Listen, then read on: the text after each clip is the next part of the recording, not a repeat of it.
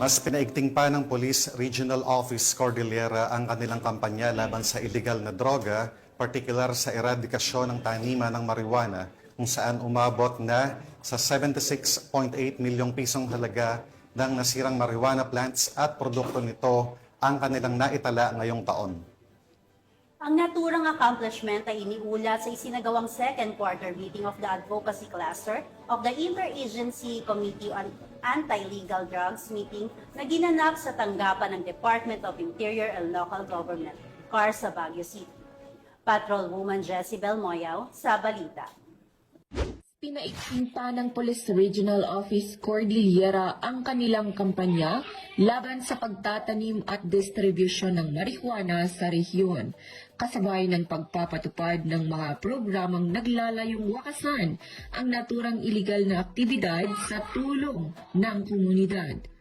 Sa second quarter meeting ng Cordillera Interagency Committee on Anti-Illegal Drugs Advocacy Cluster noong ika-1 ng Hulyo taong kasalukuyan,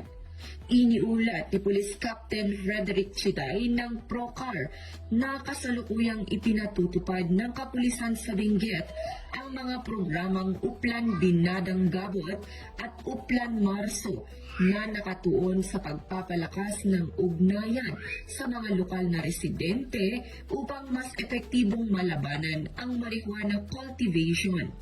Samantala, sa lalawigan ng Kalinga, isinasagawa naman ang mga operasyon sa ilalim ng Uplan Charlie Weed at Uplan Ganja 2 na nakatuon sa pagsugpo sa mga taniman ng marijuana at paghuli sa mga individual na sangkot sa pagtatanim at pagbebenta nito.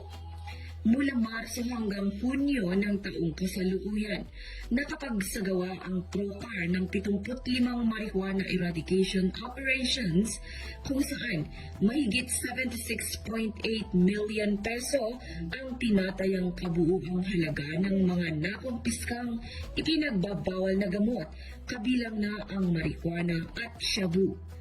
Ipinapakita ng mga inisyatibong ito ang patuloy na dedikasyon ng kapulisan ng Cordillera sa kanilang tungkuling sugpuin ang iligal na droga, protektahan ang mamamayan at itaguyod ang ligtas at maayos na pamayanan.